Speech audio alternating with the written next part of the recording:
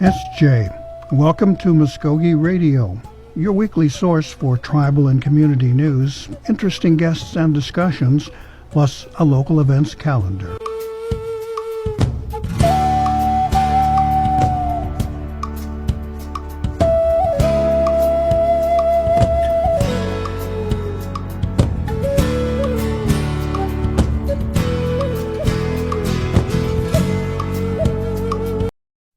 SJ, Stongo, Gary 5, Jaho Difkidos, Mvskoke Radio, Mabahedjawedskis.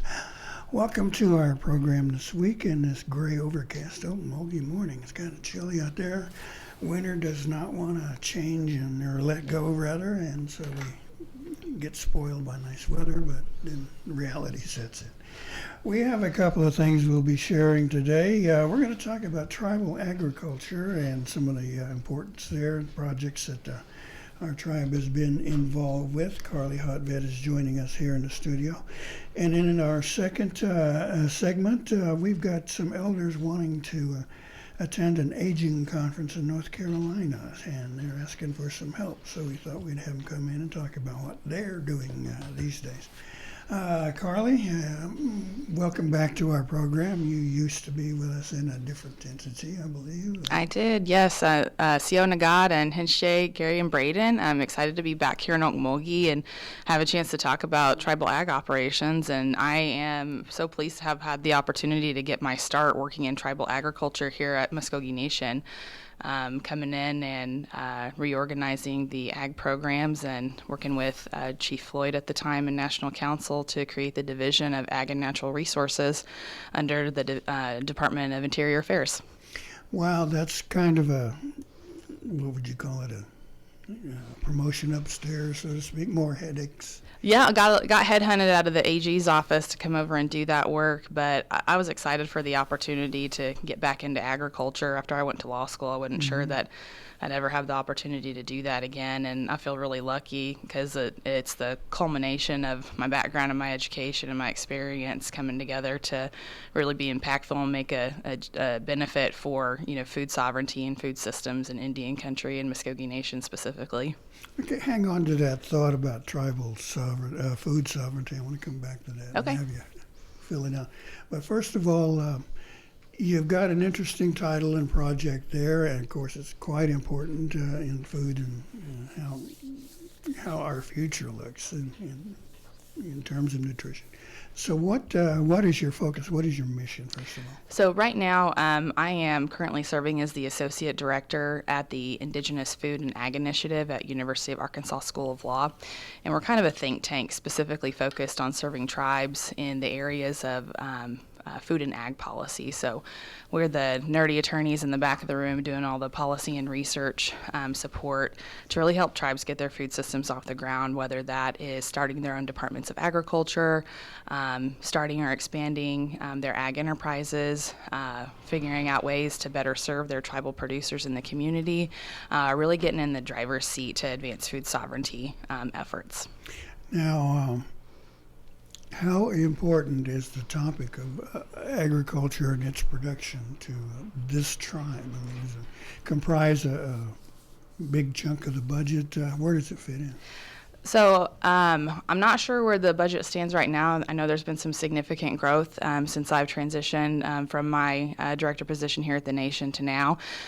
Since I've left, Trenton Kissee is the current director, and he's done a great job really spearheading the efforts and pushing forward food sovereignty initiatives, especially with the meat processing facility that's come online and the acquisition of the ranch up there close to it. So had the opportunity to expand the herd and really provide additional services for the tribe and for the community. So that's really exciting to see. And when you look at it from a budgetary perspective, it may not be, as much of a percentage, but the impact and the ability to feed our own people, regardless of any sort of impacts to the system like we've seen with supply chain shortages is really critical, and that's a huge component of food sovereignty. So I think it's important, but I'm a big old tribal ag nerd, and I definitely want to see every tribe getting in front of and really being self-directed about where they want to take their food systems. Well, let's perhaps do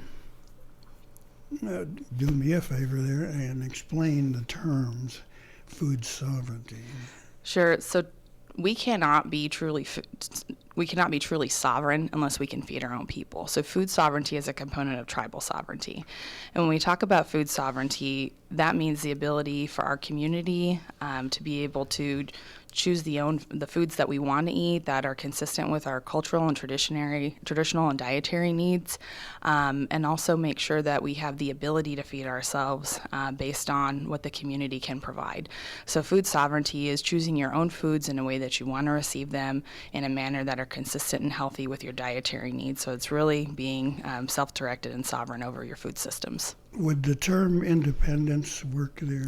It would, yeah. Food independence, I think, is a good way to correlate, that concept of food sovereignty. Mm-hmm. Now, we have also in our studio one of our reporters, Braden Harper, who is actually learning my job here, and I'm glad to have the backup. Do you have any questions, or you want to jump in on this? Yeah, since Jay, Gary, and everyone listening out there, I was a little bit curious. Certainly working within the Mvskoke Nation, we have a pretty big agricultural department and also food services departments. How, now that you work outside of the Mvskoke Nation, how would you say that our food programs and our agricultural departments compare to the agricultural departments and food programs of other tribes around the United States? Sure. So I really see Mvskoke Nation as a leader in this field, especially stepping in and putting the effort forward to bring on the meat processing facility. That's an example of value-added agriculture, which means that any type of value add is when you take that raw product to the next step. And so when you have value-added opportunities, that's an additional opportunity for more revenue and for more services that are provided. And I point to Mvskoke Nation as a leader, not just from the value-added agriculture opportunities that are available for the tribe's herd, but also for individual tribal producers to access as well.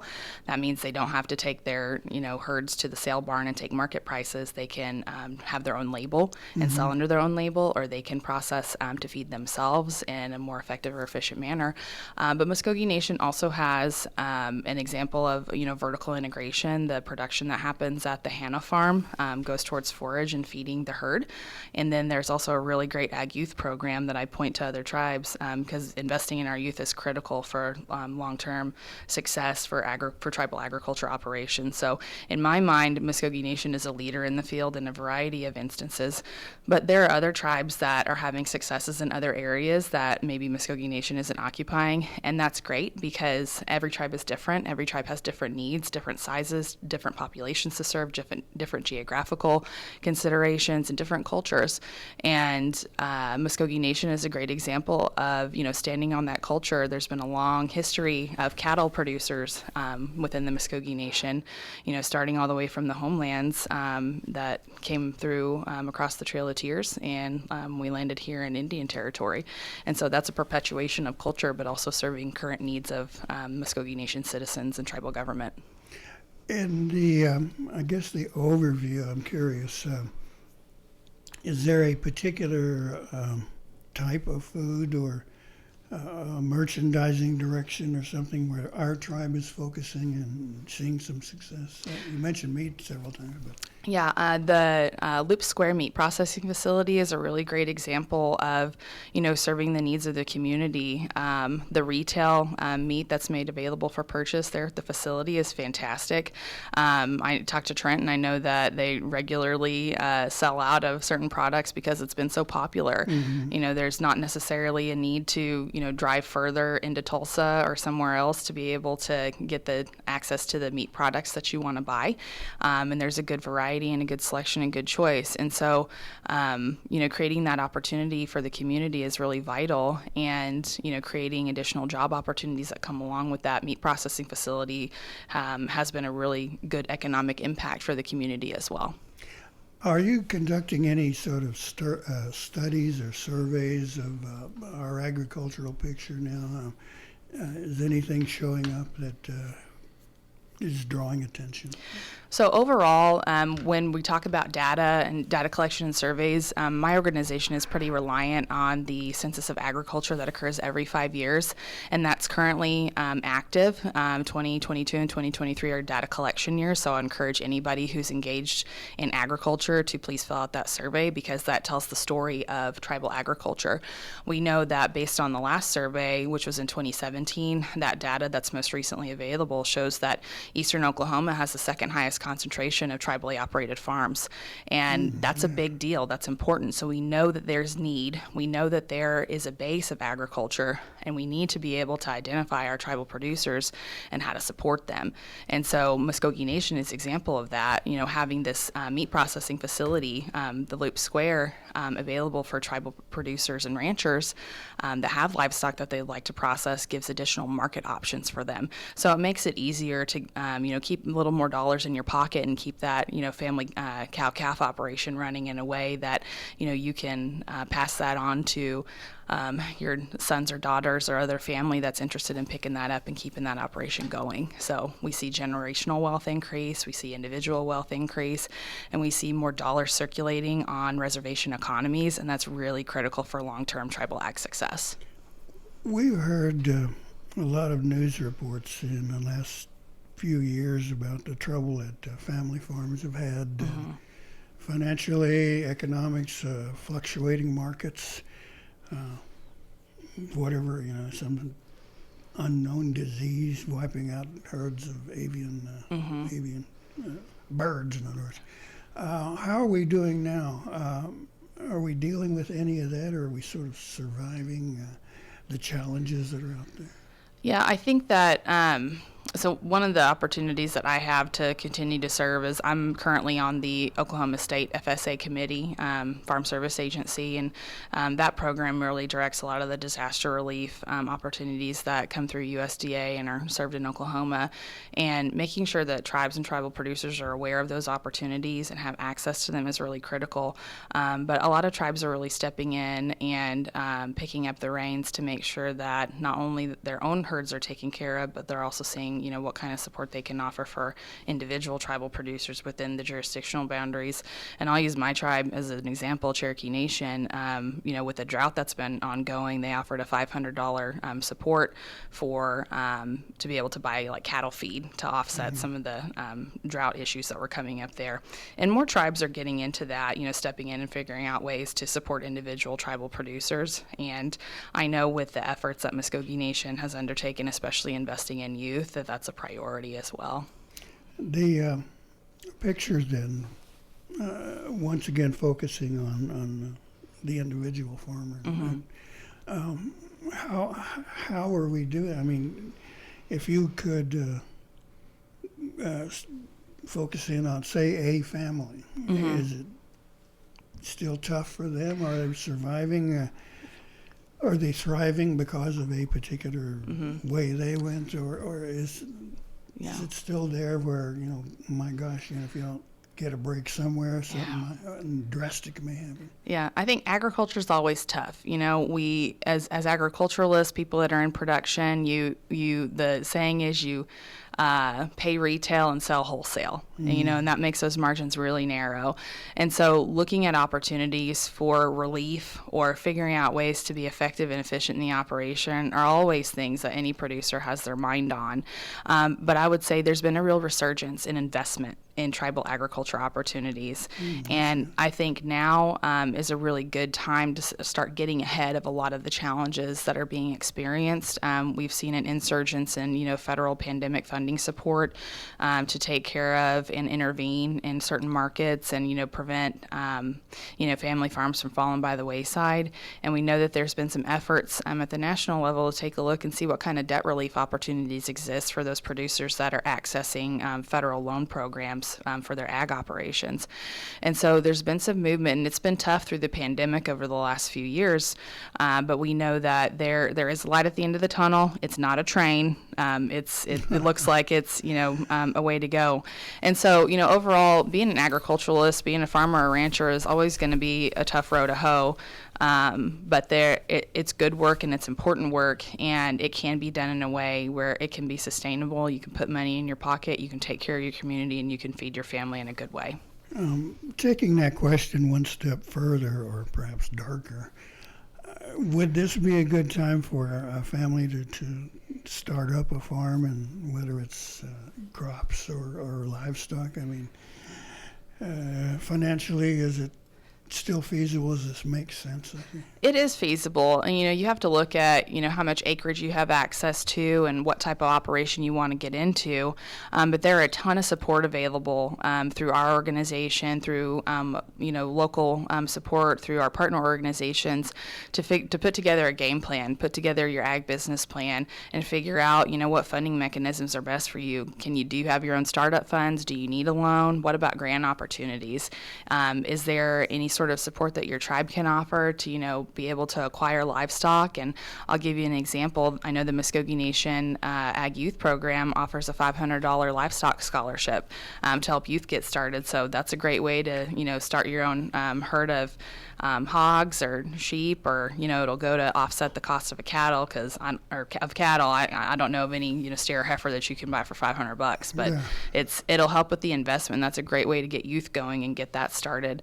But there are a ton of opportunities available that are through the USDA, through the Farm Service Agency loan programs, or even through CDFIs available. I know Mvskoke has a CDFI, or Mvskoke Nation has a CDFI, and that's a great way to access ag lending. And then Akipton is a nationwide CDFI that is specifically focused on serving tribal producers in Indian country. Any question there, Braden? Yeah, so I did certainly have a question kind of regarding recent inflation that has been just rampant this past year, and I know that it has also affected agricultural prices. Particularly lately, I know that the price of eggs have gone up because of, like you said, you were talking about illness amongst poultry. Regarding the inflated prices, it seems like oftentimes it disproportionately affects Native Americans, or particularly Native Americans living in more rural areas. Do we have any data yet regarding how these inflated agricultural prices are affecting Native communities? So we have anecdotal information that's shared, and you're right. As tribal citizens and tribes that are currently existing within the parameters of the United States, we tend to be a little more rural. We tend to be a little bit more remote. Transportation prices or transportation costs associated with getting those goods out to where we're at, we see those prices increasing, especially with gas prices. But for eggs specifically, I mean, that's related to avian flu, and that's related to the forced destruction of chickens and other birds that are serving that. So there's a lower supply, which increases demand. And the great way that we can step in and offset that is to have our own local production available for retail sale, just like the Loop Square Meat Processing Facility. That's a local intervention that prevents inflation from being so impactful within the community. And that's really consistent with this nationwide food system that we've been relying on for so long. When we make those local investments and regional investments, it helps prevent that volatility and that price spiking that we see when we can maintain local food systems that are tribally operated and secure those in a way that they can continue to serve our community without being reliant on those national food systems that are so subject to those big price spikes and volatility. So does it slow you down, Braden, on your eggs and bacon there? A little bit. I do have a funny story. Me and my friends just got back from a camping trip this past weekend, and my friend brought a carton of eggs, and because she has a friend that raises chickens, and so she was able to get the eggs right from the source. And so we were joking, we're like, "Oh, we're eating like royalty today because we got these eggs and your $6 eggs." Yeah. Yeah. That actually gives me makes me think of another question. In regards to if someone wanted to start raising chickens or was interested in raising chickens, and maybe they don't come from an agricultural family or background, how easy is that to get started, or do you think that it would be better for them to get some guidance from either the agricultural department of the tribe, or I don't know, how easy is that exactly? Yeah, so chickens are really easy to get started on too, especially if you want to do backyard chickens. That's a great way to get going and kind of start your own individual food sovereignty efforts. And there are a ton of resources available online. But, as far as contacting the tribe, one of the things that we encourage at the Indigenous Food and Ag Initiative is for tribes to look at doing extension and outreach efforts. Oklahoma State University has a system of extension agents, but there is an opportunity through the Farm Bill called the Federally Recognized Tribal Extension Program, where tribes and other entities can apply to have an extension agent. And tribes that have those extension agents are able to go out and serve the community to provide advice on how to get, these small-scale ag operations up and running, in addition to a variety of other agricultural impacts. The issue that we saw in the Farm Bill, however, was that a lot of entities like 1994 tribal colleges and universities, like the Mvskoke Nation College of the Mvskoke Nation, would be eligible to apply, but they didn't increase the funding pool, so it just made it very competitive.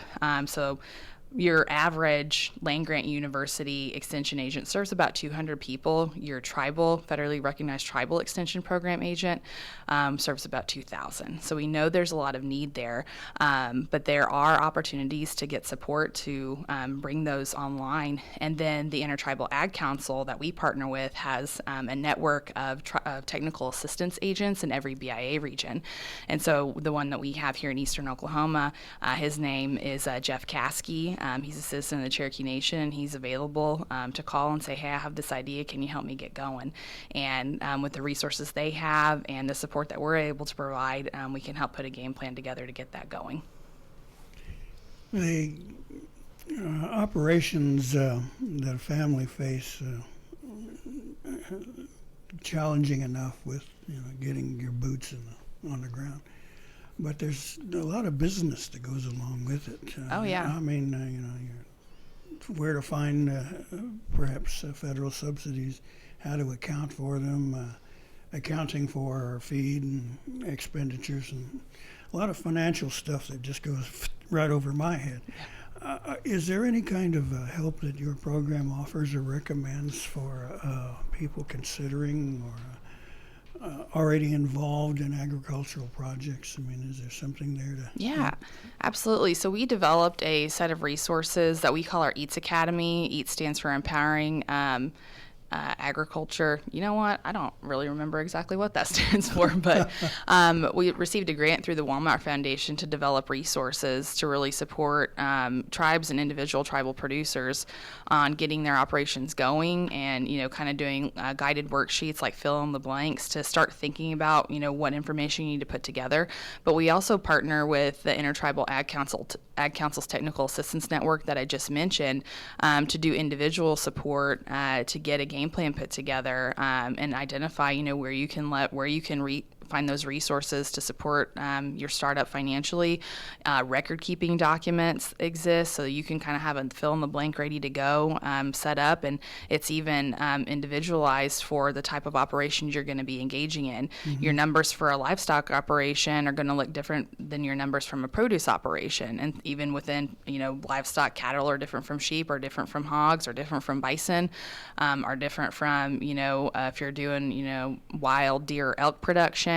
And produce is different, from corn is different from pumpkins, is different from aquaculture. There's a lot of, different, record keeping that goes along with that, in addition to the food safety practices. And so while your land grant extension programs will have similar stuff, the work that we do between the Indigenous Food and Ag Initiative in partnership with the Intertribal Ag Council is really focused on tribal production, because we know sometimes we hold land differently than non-native producers. If your land's held in trust or you are restricted or allotted land, there's different considerations. What can you use for collateral for a loan? Most private lenders want your land to be collateralized or held up as a guarantee against that loan. But we really encourage looking at alternative forms of collateral, so that you're not having to, put your trust property into fee status to be able to do that, because then the tribe loses certain components of jurisdiction over that. We want to make sure that we're preserving and retaining as much, land base under tribal jurisdiction and not letting that fall into fee status. And so, considerations like that. Some tribes have treaty provisions that are favorable to agriculture. My tribe, Cherokee Nation, in the Treaty of 1866, we have a provision where any ag product produced on reservation and sold on reservation by the tribe and tribal citizens is not subject to federal tax. And a lot of people don't know that. They don't know that, if you're producing and selling on reservation as a tribal producer, you don't pay state tax and you don't pay federal tax on those sales. So the only entity that has the ability to tax that operation is the Cherokee Nation itself. And so there are different considerations when it comes to being a tribal producer that can be beneficial. Wow, there's a lot of complicated stuff that goes on. Besides just turning dirt, there's definitely. Boy. Yeah, it's as we progress along, it's tough being a farmer or rancher just from the industry itself. But when you're being asked to be a statistician and an accountant and an economist and all the other things that you have to think about to have a successful operation, it can be overwhelming. But the work that we do is really intended to break down those barriers and increase access. And for people who are wanting to get started or wanting to expand, don't get overwhelmed. There's help available, and we definitely want to see that happen. And not just for individuals, but for tribes as well. We provide consultation services for any tribe that reaches out and asks for help. And I'm lucky enough to get to know Trenton Kissy on a personal level. We went to grad school together, and we bounce ideas off of each other. This tribe's doing this, what do you think about this? Or we just are heading in this direction for the Mvskoke Nation. It's really exciting to see what Mvskoke Nation is doing with food sovereignty efforts and food systems development, and how those programs can work together. I'll give you an example. The food distribution program under the 2018 Farm Bill was authorized for a pilot. And it made it so that those programs that were participating could self-source their foods before they had to go through USDA. And so that means that if a tribe is producing foods that can go into that commodities food package, everything is locally produced. People are able to eat tribal beef or tribal bison or tribal produce that's produced on reservation and never leaves that. And so it supports that agricultural industry. And that's an example of what Mvskoke Nation could do. You could have your loop square beef put into the food distribution program baskets if that program is made permanent in the 2023 Farm Bill, which the Native Farm Bill Coalition will be advocating for. Would that include a block of cheese? We definitely hope it would include the block of cheese. It's kind of that, neocultural tradition that we need to maintain and preserve. So, yeah. That's quite a tradition. Yeah. That and spam. We're wrapping this up. Braden, any last minute questions you want to? Oh, sure. This one's a little bit more fun, but of all the foods that are produced from the Cherokee Nation or the Mvskoke Nation, meats or dairy products, what are some of your favorite foods that are produced locally here? Oh, that's a great question. The beef products are always really good. I always have to give a shout out to Osage Nation because they're really getting into bison processing, and they have a produce processing facility as well. The watermelons, I learned to like watermelons while I worked here. I wasn't a fan before, but I've had the chance to sample so many that have come from the Hannah Farms, and so that one is great for me. And I love the pumpkins that people grow in the area. So those are really cool, and I love getting out to farmers markets and seeing Native producers bring their products out. But I also love supporting the tribally held ag businesses and being able to go buy meat products from people that I know personally and know that these cattle were born on res, produced on res, and never left the reservation, and getting to enjoy that product makes me feel really good for the direction that we're headed in. Any personal relationship with the livestock there?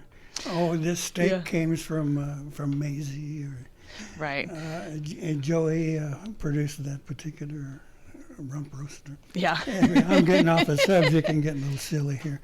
Now, if people were interested in getting some assistance, either from through your program and informational, or actual dollars and cents kind of thing from the feds, where would you recommend that they start looking? Sure. So you can check out our website. It's indigenousfoodandag.com. You can also check out some of the policy opportunities that exist through the Native Farm Bill Coalition, and that's at nativefarmbill.com.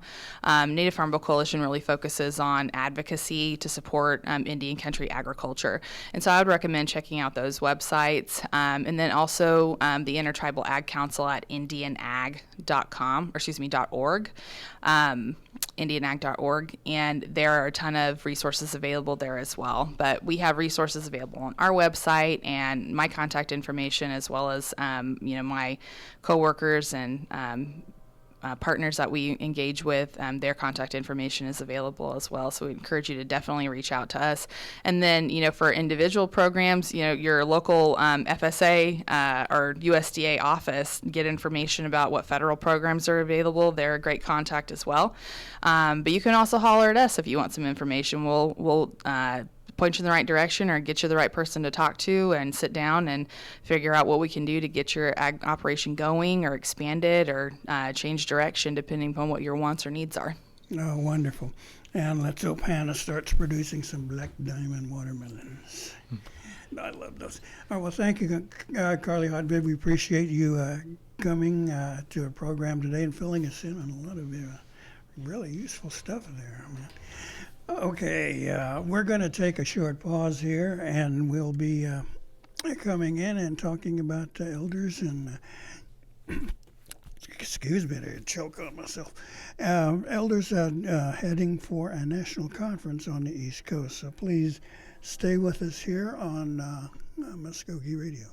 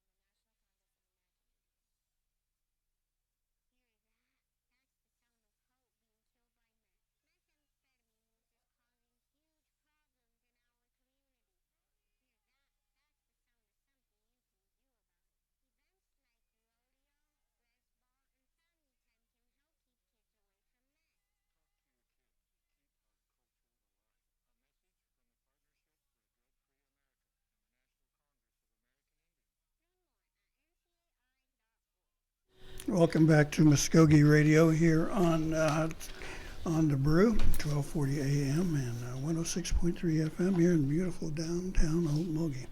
Coming in to join us in the studio now is Esther G., one of our Mvskoke elders here, and she's here to talk about the elders program and focus and their work on heading to a national conference, I believe, on the East Coast.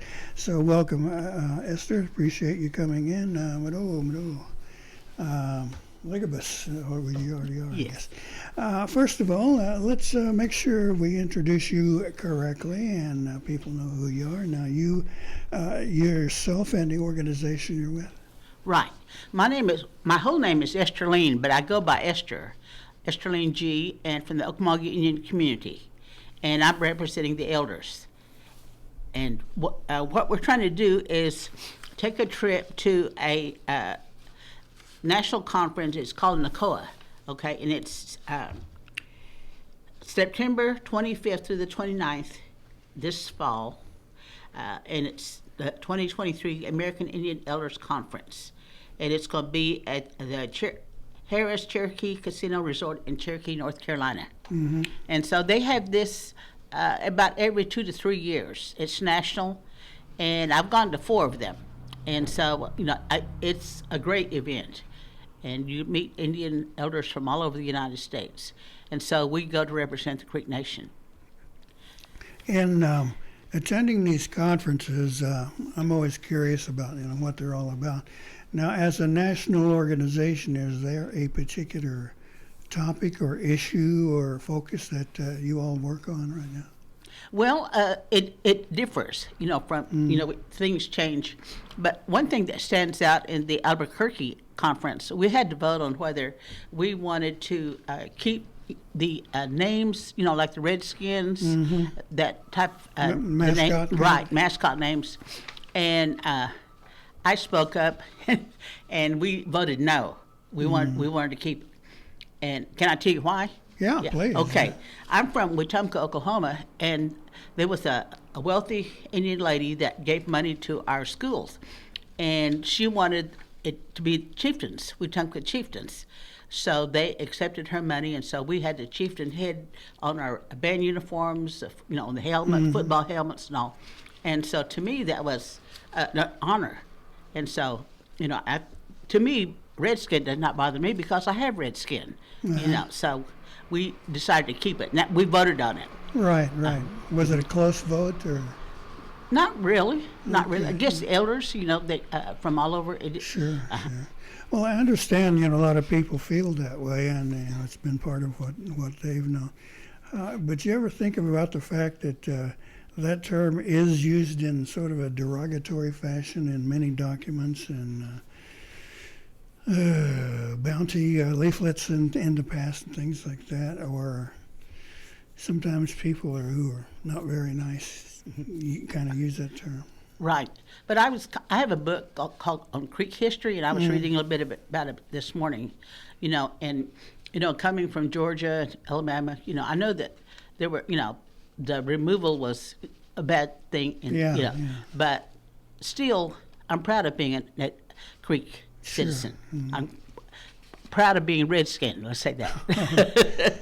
Okay. Well, yeah, I used to live in Washington, D.C., and I had to deal with that a lot.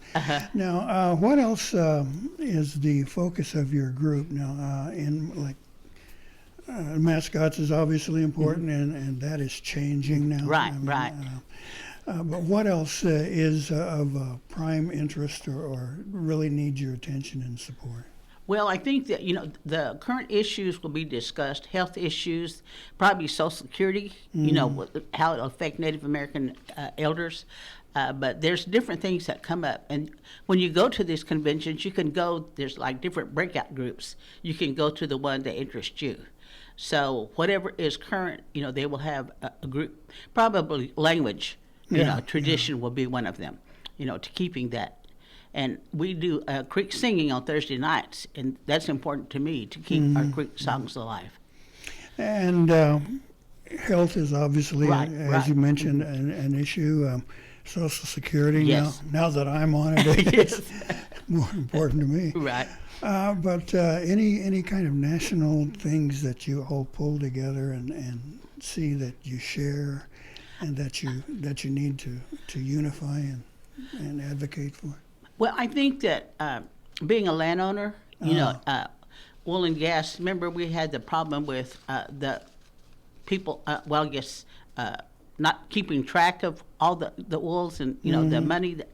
And so at that time, you get all the people from all over the United States that share sort of the same issue. So I will go to one of those breakout sessions that has to do with land to keep it. And it's a resource we need to keep. Exactly, yeah. And it was so easily stolen in the early part of this state's history. Right. Unfortunately. Right. Now, the kind of things that you get together and work on, seems like you would be facing problems that span the entire country. I mean, elders from the Northwest and the Southwest.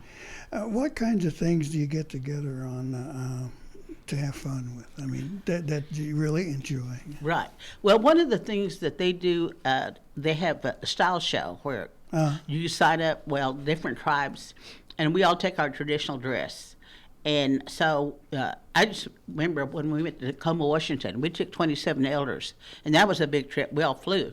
And the host tribe treated us royally. Yeah. But we each get to show our traditional dress. And then the host church, not church, but the host tribe usually will, like their dances, whatever they want to share with us, the foods. And see, I don't do oysters and clams, that kind of thing. But over there, No, we yeah. don't, yeah. But over there, they cook the foods that was around the coast, Sure. and that was a new thing for me, which is delicious, So they share what they have. So you tried oysters? Yes, yes. I can take it or leave it. It's a matter of taking, yeah. Yes, but we're going to the Cherokees, so we'll be experiencing the Cherokee culture, the Eastern Cherokee Band.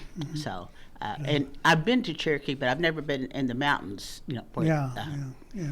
That's a homeland for them. Right. So do you like Kanachi? Well, it's kind of like our hominy. I mean, our Safki. Yeah. Yeah, I was gonna similar, say. I guess. Go to Yeah. Tahlequah and do that. Yeah. Yeah, as you mentioned here, you're talking about a lot of things. I think that all Indians, Native people, indigenous, whatever you want to use, things we have in common. Right. How about what you've seen? Have you seen that all tribes treat their elders in the same fashion, or is there any major differences that you've learned? Pretty much, they respect the elders.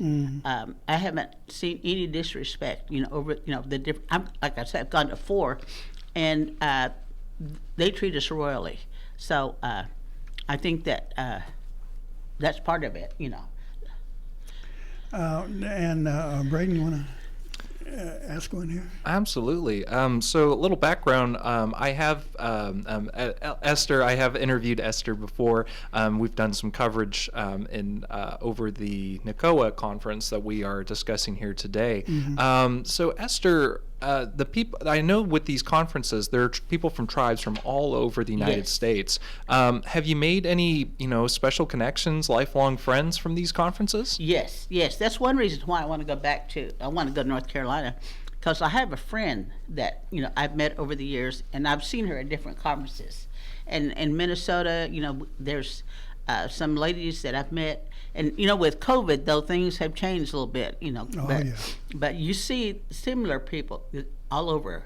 And like we went to Michigan, and they way up north, and you see similar. You see the same people sometimes. As long as they're live, we're live. Yeah. Like I'm gonna be celebrating 80th boy. birthday pretty soon, so Yeah. Yeah. But I enjoy it, meeting new friends too. But reacquainting with the older friends. Where are the people that you meet? Where are some of the places that they come from? Like I said, one was from Minnesota and from I think Albuquerque, California. They're from all over. And they may not remember your name so much, but they remember your face because our minds don't always remember everything. Yeah. Thank God for name tags. I find that I need already. Yeah, as you look at your let's call them kinfolk from around the country there, you face the same problems, pretty much. Right. Same economic conditions in many cases, dietary and health needs, things like that. Do you see any, let's say political activities from elders? Are they showing up nationally, are a force to be reckoned with in many topics that Native people are needing to deal with? Well,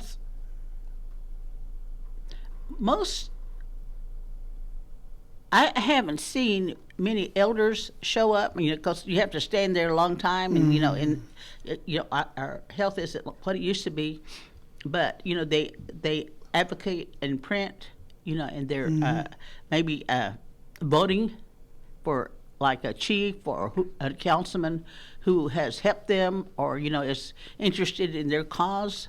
I think they show that there, and like I'm going to say a controversial Stitt, for instance. You hear a lot of people pro, con, against him because of what he represents. Not the person particularly, but what they represent. Right. So, and maybe it's around the dinner table or at the nutrition center, they talk. So. Well, I'm curious about that. The governor has, ruffled the feathers of a lot of Native people, and made the fur on the back of my neck stand up a few times. Do you see something that he needs to know or needs to follow or advocate for or stop doing in dealing with the tribes here in our state? Mm-hmm. Well, I think I don't know too much about gaming, but I know that they've talked about how he wants to take more of the Indian gaming monies and that. When you think about the way it trickles down to the tribes, that pays for some of our elder support programs, even the social service. So no one wants to see that depleted. And so that's kind of what they see. Services that they get that they don't want to lose. Yeah. As a member of a group here within our own tribe, I'm going to ask you to kind of speculate, perhaps, and assess how our elders are doing. I mean, all tribes are fearing the loss of culture and language. Is that something we face? We know that COVID took many of our elders, and they've passed on now. And when they went, this incredible resource of cultural treasures went with them. Right. So if you look at the whole picture, how is the Mvskoke Nation doing in regards to dealing with its elders, supporting them, preserving them, I guess, in some cases? I think that the tribe as a whole is trying to do better, with the language program, and I know that I've heard they're asking Creek speakers to maybe help with hospital patients who don't understand what's being said to them. And I have a friend that's a Creek speaker. I can understand it, and I told my friends I have a vision every now and then, and that I can talk it, but then you ask me right now, and I'll forget what I'm supposed to say in Creek. But I can sing. I've learned growing up and going to church, and that's where I learned the Creek songs, and went to a Creek speaking church, but I'm not fluent. Right. But I think that, like, I have a friend who's Cherokee, and I know they call them treasures, and they seem like first priority in everything, And I always ask, because I'm a full blood, and I always say, let us full bloods get first. But but that didn't happen. But anyway, but I think some tribes are losing their language, and that's sad because that what probably sets us apart with our language and our songs. Once we lose that, we're just like everybody else. Right. You mentioned translators, and I ran into that situation when I was working in Alaska. I mean, many of those villages are way out in the middle of their country. And you have whole communities that speak nothing but their native tongues and English if they have to. And when they come to the big hospital in Anchorage, they're facing the same problems. Like, how do you explain this particular infection or whatever else to someone who doesn't speak the language?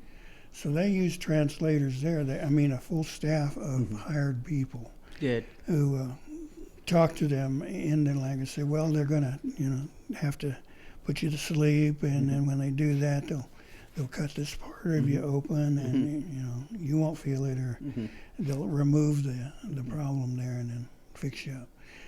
And it makes such an incredible difference in those elders accepting the help, feeling better about getting that help. Ordinarily, they say, "Well, I'm a little leery about having this white guy cut me up," And then they have a woman come in and talk to them in their own language, and they say, "Oh, no, I understand." Do you hear anything? Would you advocate for something like that, a more formalized program here in the Mvskoke Nation? I mean, we've got this hospital here, and then, of course, the medical centers and clinics. Right. Well, you know what? I've always been an advocate of that, and well, two reasons, but one, we have lands, and we're fortunate. My dad was able to keep his, and we have minerals. And I went to the realty office one time, and there was a guy there. He was in a hallway, and he was mad, and I asked him why, and he said, I can't get them to understand that I haven't received my check. Well, he was talking to me in Creek, and I could understand him what he was saying. And so I said, do you have a son or someone who can talk for you? He said, no. And I said, well, tell me what they're saying. Well, from what he was saying, I could understand. They were sending him to Mvskoke, to the area office. So his driver was out there. And so I told him, I said, he needs to go to Mvskoke. And I said, they gave him, and he had the name, they had written the name and all. I said, so take him to the area office over there. And I said, and help him find this person. And what he had done, he had moved, but he didn't put his change of address. So his checks were going to the old address. And so he needed a change of address. So the checks were going back. And so he said, Moida, he said, we'll take him over there. And another incident with the hospital, I had a half-brother who didn't speak very much English. And so he was at the 8 Indian Hospital, and he had to have MRI done. And he was fighting the nurses, and my name was on his contact list, and they called me. And I have a son-in-law. His name is Curtis Hicks, and he's a Creek speaker. They live in Ada, and I told Curtis, would you go to the hospital and interpret for him? And I said, and he said, I don't know if there's a name for MRI in the Creek language. And I said, well, I guess you could say they're going to take a picture of you. So he went over there and calmed him down, explained what they were going to do, and told him he had to be still. And so they did the procedure, and then later on, when he was out, talked to him, and I was so glad that he was there that could do that. So there is a use for that, a need for that. This culture makes such a difference. I know, it does. And heading for the East Coast, what is it that you need? That you need some support now. These kinds of expenses aren't really covered by any programs or anything that I know. No. Now we have a advocate. Her name is Anna Marshall. That's going to help us. Right. Yeah. And she's we're going to ask for a bus to take. Now there's 3 communities that's pretty. We've been meeting together, and that's Holdenville, Okemah, and Okmulgee. We have the biggest group. So it would be like a 55-passenger bus. But if we can get Creek Nation to pay for the bus, then we as individual groups, will pay our way. And it's going to cost close to $1,000 a piece. That $1,094.69. But if we go 4-trip room, it'll be cheaper. And so we've had 4 fundraisers, and he's gotten to our traditional meal. We've had taco sales, we've had flea markets, we've had the traditional meal where we had softy and not a busky, but a softy. And so Friday, we're going to have stew and chili. We're going to Friday at 10. We serve from 11 to 2 at the Okmulgee Community Center, and it's right behind the housing. Okay. Over there on the 56th loop. Right. Okay. And it's $10. So so far, I think we've raised close to $2,000. So we've got a way to go, but yeah. I was going to ask you about how the progress goes. And do you have an overall goal there? Well, when I first started, I was contemplating if we made $500 a month, we would have enough for our registration and room, but people would have to chip in and pay for, if we had to stay an extra night on the way, or if we were going to, we weren't sure about the bus, because that meant a lot more. Right. Oh, my gosh. Have you talked to Transit? I mean, Yes. they've got these beautiful buses. Right. I talked to them November, and it's kind of have a halfway reservation. You got to pay the money up so many days ahead. So Sure. Yeah.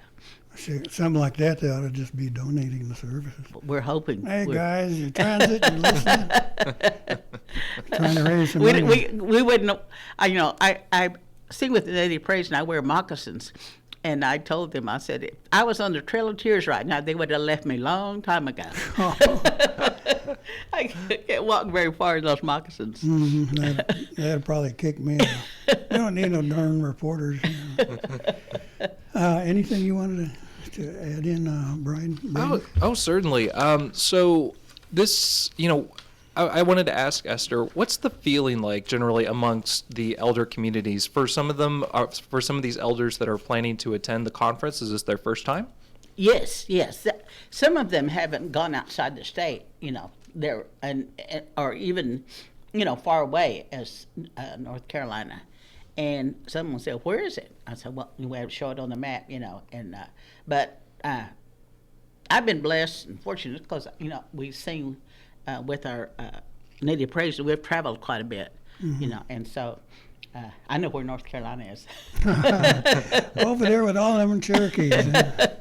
It's a beautiful state. It is. Now, if someone was interested in supporting you all, making donations or whatever, attending your fundraiser, let's run over that information one more time. Okay, it's going to be Friday from 11 to 2 at the Okmulgee Indian Community Center, and the address is 2900 North Osage Place. And it's right behind the housing building. It's north of the complex. Okay, $10. Okay.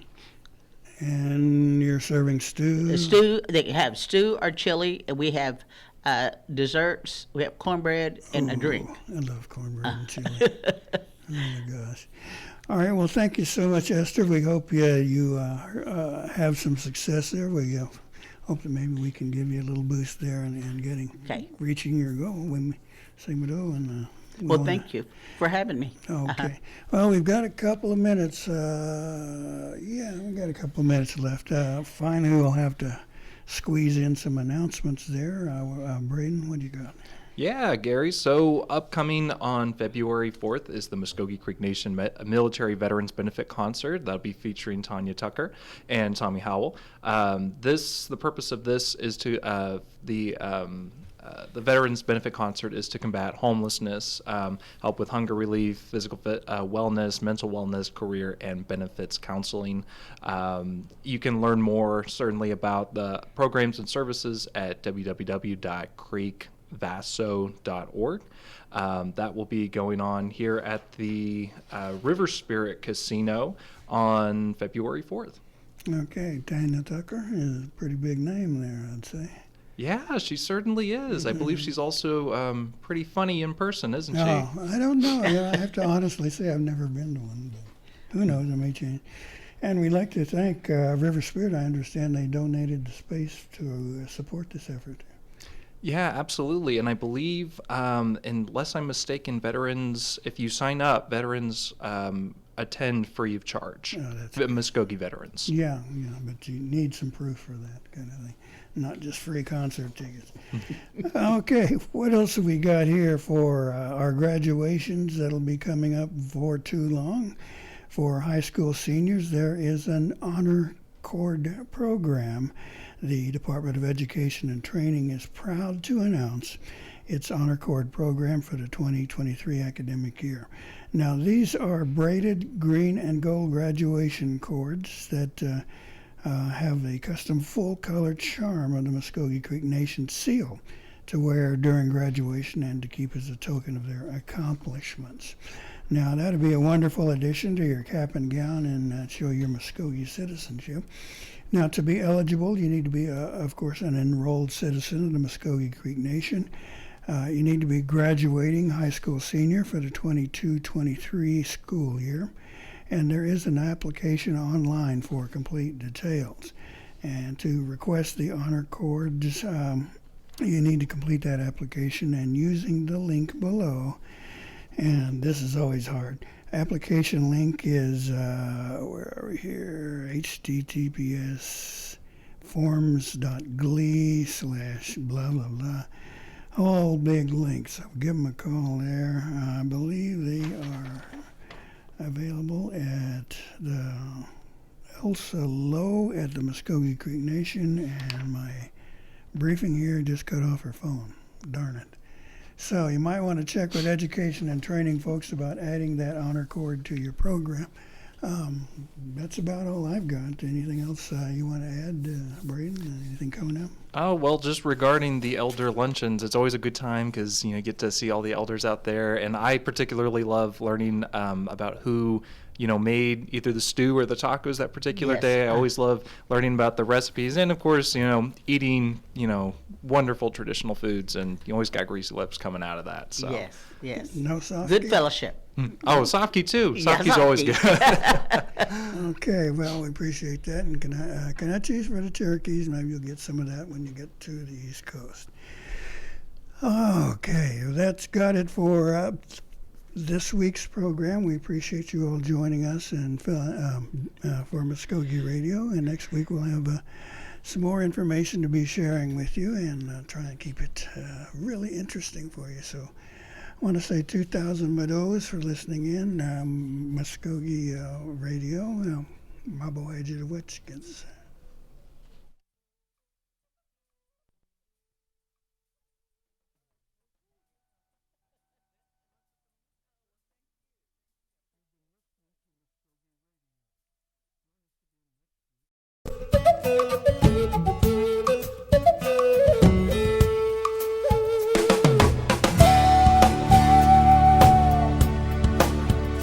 You've been listening to Mvskoke Radio.